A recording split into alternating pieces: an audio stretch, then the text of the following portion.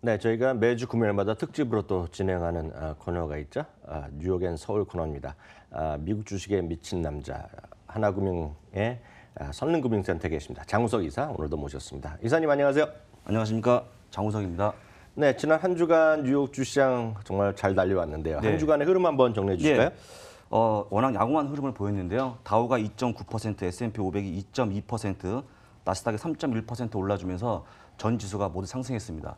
더불어서 제가 최고의 업종과 최악의 업종을 말씀드리면 기술이 최고의 업종으로 선정이 됐고요. 유틸리티가 무려 5% 가까운 하락을 보였는데 어이구, 예. 정말 재미난 거는요. 네. 유틸리티 포함되어 있는 모든 개별 주식이 네. 하나도 빠짐없이 전부 하락을 했다는. S&P 주중에서요. 예, 그러니까 안타까운 소식을 좀 전해드리겠습니다. 어이, 그렇게- 그 정도로 안 좋았습니다. 그 와중에서도 그렇게 한두 개는 올라가는 법이 있는데 단한 개도 없었습니다. 예, 유틸리티 예, 갖고 계신 분은 속상하셨을 것 같고요. 하나 좀 여쭤보고 싶은 게 항상 보면 주시장이 5월에 떠나갔고 이제 뭐 다시 한번 뭐 가을 전에 다시 사라 뭐 그런 격언이 있는데요. 네. 6월 시장이 지금 나쁘지 않아요? 제가 이제 5월에는 말씀 못 드리고 네. 5월이 지났으니까 말씀을 아, 드립니다만 네네, 네. 예. 보통 이제 5월에 떠나라고 하는 거는 10월까지 떠나라는 얘기고요. 네. 그때 좀 장이 안 좋았던 것 같습니다. 근데 제가 한번 그냥 조사해 봤더니 1928년에 $10,000로 투자해서 만약에 하나는 그냥 주식을 사서 보유하는 거고요. 네네. 하나는 약간 얍삽하지만 5월과 10월에 피하는 쪽으로 두 가지 해봤습니다. 근데 위에 파란색은 그냥 묻어둔 거고요. 네. 밑에가 이제 주식을 사고 팔 건데 보시게 되면 만불이 3,320만 달러 그냥 사서 갖고 있으면 네네네네. 플러스 연평균 9.4% 수익을 올렸는데 네. 아래쪽은요 이제 5월에 떠난 거죠. 네. 떠난 건데 220만 달러 연평균 6.1%로 떠나봐야 그게 네. 큰 수익을 얻지 못했다. 아이고 그러면 예. 그냥 진중하게 표현으로 갖고 있으면 엄청나게 수익이 났는데 네네. 오히려 얍삭하게 팔고 사고 그렇죠. 뭐 했더니 잦은 매매 때문에 그런지 몰라도 네. 예, 수익이 별로 안 났다는 통계가 나와 있고요. 네. 또 한 가지 일단은 뭐 긍정적인 수익 구간도 확률을 좀 보게 되면 네. 5월과 10월 떠나는 것과 그냥 있는 것과 차이가 71.1%대 13%. 네. 별 차이가 없습니다. 그러니까 네, 어떤 예. 구간에 투자해도 네. 수익 날 수 있는 구간은 거의 70% 이상이라고 아이고, 보시면 예. 될 것 같고요. 네. 그런데 여기서 재미난 게 뭐냐면 그럼 도대체 이 근거가 예. 이 격언의 근거가 어디서 나온 건지 혹시 모르시지 않습니까? 누군가 뭐 컴퓨터로 돌렸겠죠. 예, 제가 그거를 이제 준비해 갖고 왔는데 네. 나와 있던 걸 제가 다시 1988년부터 2017년까지 구간 한번 비교해 봤는데요. 물론 5월과 9월은 떠나는 겁니다. 보시는 것처럼 그렇게 떠나도 네. 그 지금 현재 나왔던 그 수익률이 거의 다 플러스. 그러니까 이때 투자했다고 해도 거의 플러스가 나오고요. 네. 이때 투자하는 게 나쁘지 않다는 얘기죠. 네. 그리고 오른쪽에 있는 빨간 박스 친 게 뭐냐면 우리가 알고 있는 FTS 100, 그다음에 스톡스 600, 그다음에 네. 옆에가 아시아 퍼시픽 지수이기 때문에 전반적으로 미국보다는 네. 유럽, 아시아 쪽에서 나쁜 흐름이 나왔기 때문에 이런 격언이 나왔다. 사실 오른쪽에 있는 미국의 국채, 그다음에 채권, 주식, 금은 다 플러스가 나왔거든요. 네, 왼쪽에 있는 거요? 쉽게, 네, 네. 쉽게 해서 사실은 미국 얘기가 아니고 네. 유럽과 아시아 얘기였다라고 좀 보시면 될 것 같습니다. 어이구, 아시아가 좀 안 좋게 나왔는데 이거는 못 보신 거로 하면 좋을 것 같습니다. 예. 중간 거는 참고적으로 스톡스 600은 유럽의 전체적인 범유럽 지수라고 참고하시면 되겠고요. 여하튼 결론은 얍삭하게 그것도 한 번 샀다 팔았을 뿐인데 그렇죠. 예, 그런 것보다는 지금 꾸준히 갖고 간 사람들이 오히려 돈을 벌었다. 물론 과거 통계지만 항상 주시장 보시는 분들한테는 좀 인사이트가 좀 도움이 되시리라 믿고요. 또 메인 코너로 다시 한번 들어가겠는데요. 저희가 뉴욕과 서울에서 어떤 주식, 어떤 종목으로 상호 비교할 수 있는지를 오늘 찾아보겠는데요. 오늘도 화면으로 먼저 확인하고 넘어가겠습니다. 미국 주식하면 가장 아마 익숙하고 많은 갖고 계신 분들이 애플을 갖고 계십니다. 애플과 LG노텍 다시 말씀드리겠고요. 속상했던 주식으로 대표적인 주식이 언더아머입니다. 언더아머 그리고 우리나라에서 휠라코리아 말씀드리겠고요. 테슬라 때문에 속상해 하신 분들 많을 텐데요. 테슬라 그리고 우리나라에서는 삼성 SDI를 오늘 뭐처럼 같이 비교해보는 시간을 갖도록 하겠는데요. 애플 얘기부터 좀 해볼까요? 네. 애플 주식을 사셔야 되는데 네. 제가 여러 번 방송하지 않았습니까? 네네. 근데 지금도 안 사시는 분들 위해서 다시 한번 사라고 네. 말씀드리겠고요. 사실 이제 3월 달 고점 대비해서 4월 달 주가가 워낙 안 좋았습니다. 예. 거의 뭐 9.9% 하락하면서 한때는 200일 이동 평균선 하회할 정도로 안 좋았는데요. 항상 뭐냐면 아이폰 판매가 안 팔릴 것 같은 내용 때문에 그런 거거든요. 네네네. 실제 보게 되면 제가 17분기에 대한 실적을 갖고 왔는데요. 17분이면 4년 아닙니까? 예, 그렇죠. 4년 넘네. 2014년부터 준비해 갖고 온 건데 보게 되면 실제와 예상치를 좀 볼 수 있는데요. 17번을 실적을 발표하면서 실적이 예상보다 하했던 적은 단 한 번입니다. 단 한 번. 2016년 3월 예. 예상치보다 10센트 하회했거든요. 그렇다면 16번은 다 좋아진 거잖아요. 네네. 사실 저희가 실적을 보지 않고 단순하게 우려 때문에 뭐 파는 거는 좀 안 됐다고 생각을 하고요. 그다음에 실제 아이폰이 안 팔렸느냐 나가는 그림처럼 아이폰이 많이 팔렸습니다. 약간 시기적으로 좀 움직임이 있었습니다만 네. 거의 꾸준하게 팔리고 있거든요. 시기에서 팔리고 있는데도 불구하고 그런 뭐 우려는 할 필요가 없다고 생각이 들고요. 사실은 아이폰에 대해서 지금 뭘 봐야 되냐면요. 네. 아이폰 판매가 지금 뭐 잘 되겠습니까? 오히려 서비스 매출을 좀 봐야 될 것 같은데 애플 앱 스토어, 그다음에 애플 뮤직, 애플 케어 이런 것들이죠. 근데 이게 이번 실적에서도 전년 동기 대비 31% 좋아지는 모습 보여갖고 이번에 92억 달러 매출이 나왔는데요. 제가 보기에는 이게 향후에 애플의 먹거리다. 예. 지금 나오는 그림의 왼쪽 보십시오. 오른쪽보다는 왼쪽이 지금 올라가는 모습 보여주고 있는데 이게 바로 애플의 서비스 부분이거든요. 예. 유일하게 올라가는 부분이죠. 그렇기 네. 때문에 집중하셔야 되는데 실제 애플에 대한 매출은 아이폰 판매가 지금 다수입니다. 다수인데 네. 이게 5년이 지나게 되면요. 이 서비스 부분 매출이 거의 전체 매출의 50%를 나올 거다라는 게 예상치니까 네. 이 서비스 매출에 따라서 이제 주가가 어떻게 되는지가 좀 가늠이 될 거고요. 저는 개인적으로 이 부분을 굉장히 좋아하는데 얼마 전에 브라이언 화이트라는 분이 네. 이 애플은 전 세계에서 가장 싼 주식이다 얘기하면서 목표 주가를 235달러 잡았거든요. 가장 싸다고요. 네. 네. 이분의 말이 딱 맞는 거고요. 지금 204달러가 되면은 드디어 이제 꿈의 1조 달러에 올라오지 않습니까? 시총? 이거 그것밖에 안 남았어요? 네, 이제 얼마 네. 안 남았기 때문에 좀 집중해서 보셔야 될 것 같고요. 이번에 연례 개발자회의에서 이번에 팀쿡도 이런 걸 예상을 하고 대단히 이 부분을 많이 얘기했는데요. 나가는 그림을 보게 되면 앱스토어의 한 주간 방문자 수가 네. 5억 명입니다. 5억 명. 5억 명이요. 예, 5억 명. 저도 어저께 한번 들어가 봤었는데. 네, 예. 5억 명 중에 한 분이시죠. 네. 그리고 실제 앱스토어 개발자에 지급했던 금액이 100억 달러 초과도 있다는 부분도 얘기했고요. 네. 사실은 제가 보기에는 아까 말씀드린 것처럼 여전히 서비스 매출에 대한 부분을 보셔야 될 것 같고요. 한 가지 제가 예를 들어 설명드리겠습니다. 애플 그 뮤직이 유료거든요, 유료. 유료죠. 근데 그게 3,600만 명이 지금 쓰고 있거든요. 네. 그럼 전체 애플 가입자의 과연 몇 퍼센트일까요? 고작 2.9%밖에 안 됩니다. 그러니까 서비스 매출에 대한 뭐 가능성 무한하다고 좀 볼 수 있겠습니다. 저도 오늘 애플 네. 서비스 많이 하셨는데요. 저는 LG 노트 얘기하기 전에 저도 그림을 하나 준비해봤는데 애플 서비스가 어떻게 매출이 일어나는지 그냥 한 장으로 보여드린 그림 한번 준비해봤는데 화면 보시겠는데요. 이게 애플 뮤직이 많은 분들이 생각하시기에 별거 아니었던 것 같은데 그냥 이렇게 꾸준히 늘어나고 매년 새로운 서비스가 그냥 쭉쭉쭉 올라오는 거예요. 네. 근데 이 부분을 갖고 정말 매번 벅시스의 워렌 버핏 회장께서 얘기한 거가 이게 이제 생태계다. 그래서 저도 오늘 처음 들었는데 매주 5억 명이 들어간다. 네. 보시면 되겠고요. 많은 분들 소위 그 구독 서비스 이런 것들 무서운 거 아닙니까? 오늘 예를 들어서 1년에 예를 들어서 뭐 60달러, 70달러 우리나라 돈은 한 6만 원 정도 내나요? 코스트코 연간 회원이요? 그렇게 구독을 꾸준히 하는 사람들의 기업들이 무섭고 마치 오늘 또 코스트코가 사상 최고가로 끝나는데요. 마치 이런 거죠. 그래서 애플 뮤직도 마찬가지. 은근히 아이클라우드 한 1년에 한 달에 5달러 내는 분 주위에 많이 있거든요. 네네, 그런 그렇죠. 분들이 모아서 애플의 주가가 나간다 보셔야 되겠고 이렇게 이해하시면 되겠죠. 본인이 그런 서비스를 가입하고 있다. 그런데도 애플 주식 안 사는 건 약간 좀 이상하죠. 그렇죠. 그렇게 좀 이해하시면 되겠고요. 그래서 저는 이 LG 노텍 말씀드리기 전에 먼저 말씀드리고 싶은 것은 요즘 애플이 잘 나간다고 해서 그냥 단순하게 애플 관련주를 대한민국에 사는 거는 상당히 위험하다고 있습니다. 왜냐하면 그냥 아이폰이 몇 대 더 팔리는 것이 아니고 아이패드가 몇 대 더 팔리는 게 아니라 그 서비스에 들어가는 그 시스템에 들어가기 때문에 쉽지 않다. 그래서 그런 접근 자체를 저는 상당히 전 위험하다고 생각하고 있는데 그래서 어떤 부분을 사셔야 되냐면 그래서 진짜 똑같은 판매 대수가 나오더라도 그 안에 들어가는 부속이 확실하게 늘어나는 거.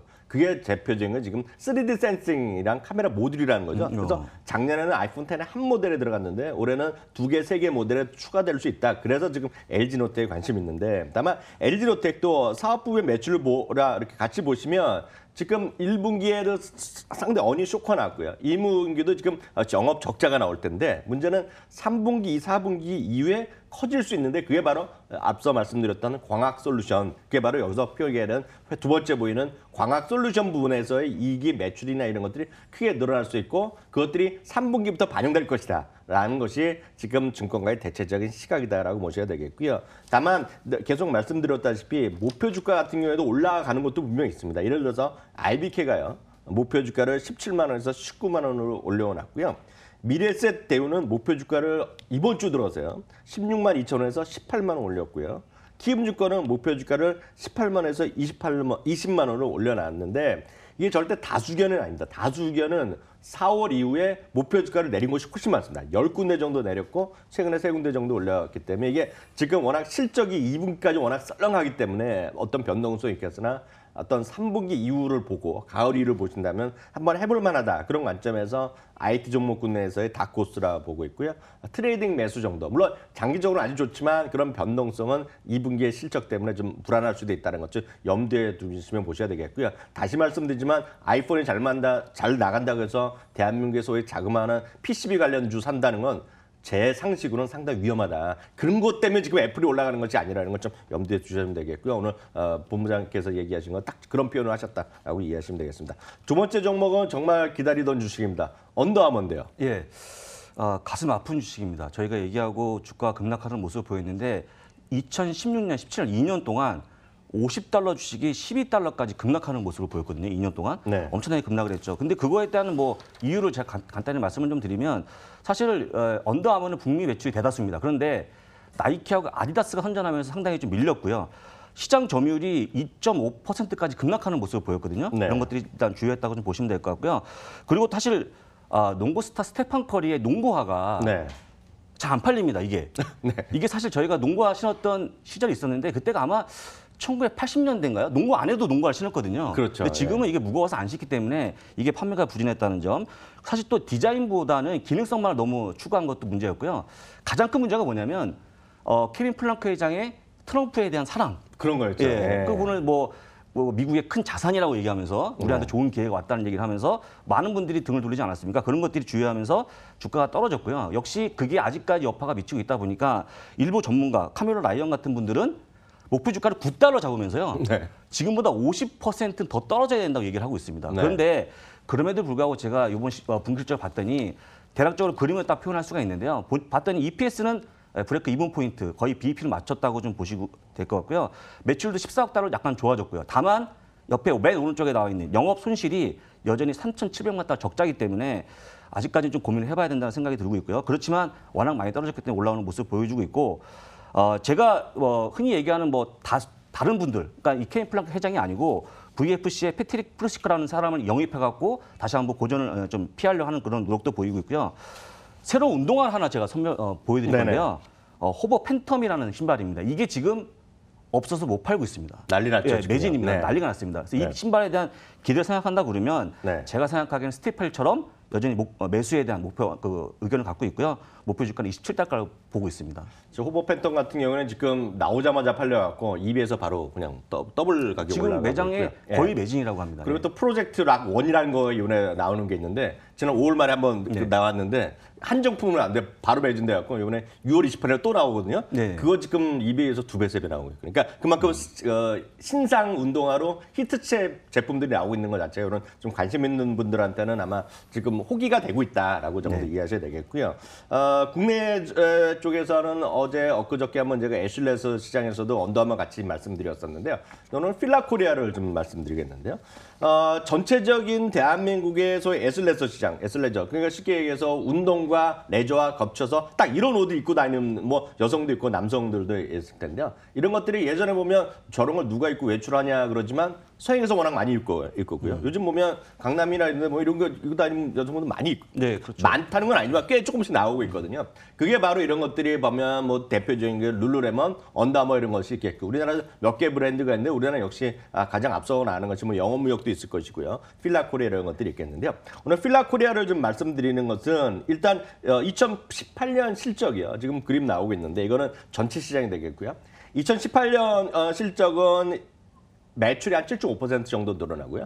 영업이익은 35%까지 늘어나는 거로 지금 KB증권 리포트에 의하면 설명이 되고 있고요.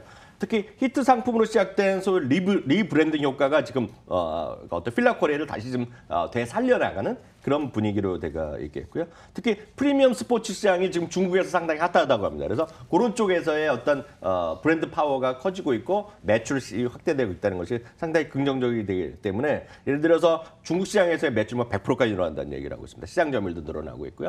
그리고 이제 아큐스네트라고 아실 텐데 여기 이제 타이틀리스트라는 골프공 이런 것들이 또 여전히 좀 관심 관심을 가지고 있다는 측면에서 일단 KB증권에 일단 관심을 느꼈고요. KB증권 레포트뿐만 아니라 최근 들어서 레포트를 낸 곳이 한 서너 곳이 있는데요. 대부분이 상당히 긍정적인 레포트를 많이 쓰고 있다라고 일단 이해하셔도 되겠고요. 참고로 8개 증권사가 지금 필라코리아 목표 주가를 제시하고 있는데요. 평균은 32,000원 정도. 다만 최근에 이게 주가가 필라코리아가 일봉으로 보고 특히 월봉으로 보면 꾸준히 올라와 있거든요. 꾸준히 올라와 있는데 워낙 그 기술적으로 보면 너무 좀 고점이라는 분은 생각하실 수 있겠는데요. 그래서 이런 것들은 좀 보시면서 좀 분할 매수 관점에서 좀 대응하시면 좋을 것 같다. 그래서 다시 한번 필라코리아 설명드렸고요. 세 번째 종목 정말 꿈도 있지만 많은 비판도 많이 받고 언제 또 망할지도 모른다는 비판까지 받고 있는 테슬라에 대해서 설명해 주세요. 네.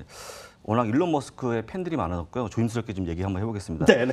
테슬라가 주가가 재미없는 네. 이유는 다시 한번 말씀드리면 모델 3에 대한 생산 지연 우려가 있고요. 모델 X에서 운전 사망 사고가 있었고 무디스의 신용등급 하향 조정이 있었고요. 그러다 보니까 주요 임원들이 이탈하는 상황도 나오고 있고요. 부도설까지 확산되는 그런 상황까지 그렇죠. 갔었거든요. 그런데 이번에 예. 주총에 사실 일론 머스크가 해임안이 발제가 되었고요. 잘못하면 잘릴 뻔했는데 네네. 어쨌거나 이제 부결됐고요. 그리고 또 모델 3에 대한 생산 대수를 주간당 5천 대수를 하겠다면 얘기하면서 주가 9% 반등을 하는 모습을 좀 보였습니다. 여기에는 그뿐만 아니고 중국의 상해 전기차 기가팩토리 공장을 설립하겠다는 계획도 발표가 됐는데 일론 머스크가 일단 배터리에 대한 생산을 많이 늘리겠다는 의지를 표현하고 있는데 사실은 제 개인적으로 다 좋습니다. 다 좋은데 그렇지만 적어도 제가 말씀드린 이 부분만 한번 더 확인하시고 투자하시는 게 어떨까. 지금 나가는 게 일론 머스크 CEO가 한 얘기거든요. 그래서 배터리 생산을 늘리겠다는 그런 의지를 표현하고 있습니다. 적어도 뭘 확인해야 되냐면 지금 현재 모델 3의 주간 그 생산 대수는 지금 3,000대거든요. 네네. 근데 6월 말까지 5,000대를 과연 할 수 있을까라는 네. 생각이 들고요. 그다음에 두 번째는 지금 나가는 게 매출과 적자에 대한 그 그림을 보여주고 있는데 매출이 커지는 건 좋은데 더불어 적자도 커지고 있거든요. 사실 네네. 이게 좀 주는 게 좀 나와야 되지 않을까 생각이 들고요. 세 번째로 장기 부채가 지금 100억 달러로 근접하고 있는 엄청 부채가 늘고 있는 상황입니다. 네. 저희가 사실은 제가 뭐 누차로 말씀드린 것처럼 실적을 보고 미국 주식을 투자한다는 어떤 그런 관점에서 봤을 때 네. 이런 세 가지 부분에서 약간의 나아지는 모습이 나오지 않는다면 네. 약간 좀 조심스럽게 접근해야 되지 않을까 개인적으로 네. 그렇게 생각하고 있습니다. 이게 아까 말씀하실 때 이런 얘기 하셨잖아요. 일론 머스크의 팬들이 워낙 많아갖고 네. 조심스럽다는데 사실 저도 일론 머스크의 팬 중에 하나예요. 전 광팬인데요. 네. 근데 주가에 대해서 이제 노코멘트죠, 이건요. 이게 왜냐하면 상식으로는 설명할 수 없는데 이게 역설적으로 보면 이 바로 일론 머스크의 팬심이 제가 봤을 때 시가총액의 95%될 것 같아요. 시가총액 95%는 팬심이다. 근데 저도 거기 한 표를 던지지만 맞습니다. 제가 뭐라고 여기서 판단을 제 의견을 드리기에는 적절치 않다라고 일단 말씀드리겠고요. 저는 국내 기업으로 삼성 SDI를 말씀드리겠는데 뭐 삼성 SDI도 얘기하고 이런 배터리 얘기할 때마다 전기차에 대해 LG화학도 얘기했는데요. 오늘 삼성 SDI 얘기하는 거는 약간 특이한 이유가 있기 때문에 그런데요. 이런 거죠. 중대형 전지의 2분기 매출, 바로 중대형 전지가 전기차용 매출인데요. 매출액이 39.3%가 늘어나면서요. 수익성이 크게 개선됐다는 걸 좀 먼저 포인트 말씀드리겠고요. 소형 전지가 안 된다 얘기하고 걱정들 많이 하는데 좀 과도하게 좀 우려가 크다라는 주장도 있다라고 일단 이해하시면 되겠고요. 올해 2분기 영업이익이 이게 핵심인데요. 2분기 이익이 1,090억으로 나올 거라는 것이 업계 평균액인데 이것은 1년 새 20배가 늘어납니다. 이게 엄청나기 때문에 이게 작년에는 이게 워낙 기저효과가 낮았기 때문에 50억 레벨이었기 때문에 워낙 많이 늘어나는 것도 있지만 실제로 보면 여러분들이 아실 만한 회사 중에서는 항상 2분기에 제일 이익이 크게 늘어나는 건 바로 삼성 SDI다라고 보셔야 되겠고요. 또 국내 ESS양 전기 저장 장치에 대한 수요가 우리나라로 늘어나고 있고 해외에서도 관심이 커지고 있다는 관점. 그렇기 때문에 회사에서도 그렇고 업계에서도 그렇고 4분기에요. 늦어도 4분기에 빠르면 3분기에 분기에 2차 대형 전지가 흑자 전환이 처음으로 가능할 것이다라는 거죠. 그래서 만약에 현실화되면 전 주가는 레벨업이 분명히 가능하다 보고 있고요. 그 전에라도 하나 더 이슈가 있다 그러면 중국에서의 소위 전기차 보조금 이런 것들이 LG화학이나 삼성 SDI가 정말 받기 시작하면 또 한 차례 또 이슈에 따라서라도 주가 레벨업 가능성이 있다라는 관점에서 말씀드리겠고요. 22개 증권사가 지금 삼성 SDI 목표 주가를 제시하고 있는데요. 목표 주가 평균은 24만 5천 원이라는 거. 그러니까 지금까지보다는 한 10% 정도, 15, 2, 3% 정도 레벨 업사이드의 어떤 상승에 대한 여력이 있는 거로 지금 평가를 받고 있다는 거 참고하시면 되겠고요. 마지막으로요. 네. 다음 주 이벤트 네. 한번 설명해 주세요. 다음 주 11월 12일 날 FOMC 금리 결정이 나오는데요. 네. 사실은 거의 기정사실화 돼 있습니다. 근데 다만 9월에 또 할지를 한번 보시라고 좀 말씀드리고 싶고요. 그다음에 6월 14일 날 어도비 시스템즈 실적이 나오는데 지난주에 브라운 포먼 네, 그 물어보려고 그랬어요. 위스키 회사는 실적이 약간 모질러 갖고 한 6% 급락하는 모습을 보였다는 점. 예. 저는 워낙 안 마시지만 이사님이라도 술을 좀 드셔야 되는데. 네, 저희가 좀 먹어주면 올라갈지 모르겠습니다만 저희는 네. 뭐 술을 싫어하니까 네. 어쨌거나 PDF로 유명한 어도비 시스템즈까지 보시면 네. 다음 주에 문제 없을 것 같습니다. 네, 지금까지 하나금융의 선릉금융센터 계시죠? 장우석 이사 함께했습니다. 오늘 말씀 감사합니다.